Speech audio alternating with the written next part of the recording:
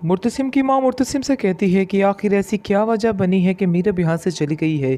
क्या तुम मुझे बता सकते हो। इस पर मुर्तसिम खामोश हो जाता है, लेकिन कोई जवाब नहीं देता है अपनी माँ को। उसकी माँ काफ़ी ज़्यादा परेशान होती है। दूसरी तरफ देखेंगे कि यह आती है और कहती है कि मैं आपको बताती हूँ कि क्या किया है मीरब ने आपके बेटे के मुंह के ऊपर थप्पड़ मारे हैं।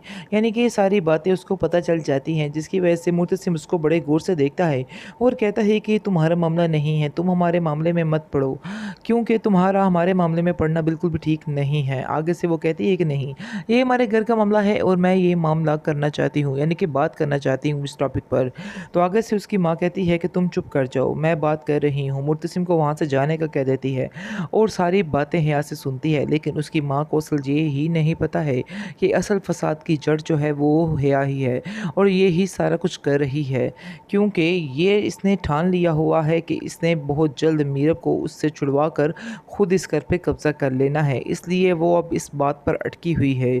दूसरी तरफ अब देखेंगे कि मरियम जो है वो अपने घर में बहुत ज़्यादा खुश होती है, जैसा कि उसने अपनी सारी असलियत खोल दी होती है, लेकिन फिर भी सारा कुछ ठीक होता है, कोई भी मसले वाली बात नहीं होती है। इसलिए जैसे ही मुर्तसिम और उसकी माँ उधर जाते हैं और उससे पूछते हैं सारी बातचीत, तो आगे से वो कहती है कि मैंने अपनी सारी हकीकत सामने खोल के रख दी है, लेकिन सारा कुछ ठीक है, लेकिन मैं सुकून मुझे अब इस बात का आ चुका है कि मैंने सारी बात क्लियर कर दी है। मेरे दिल में अब कोई भी मैल नहीं है, मैं इस रिश्ते को बड़े ही अच्छे तरीके से निभाऊंगी।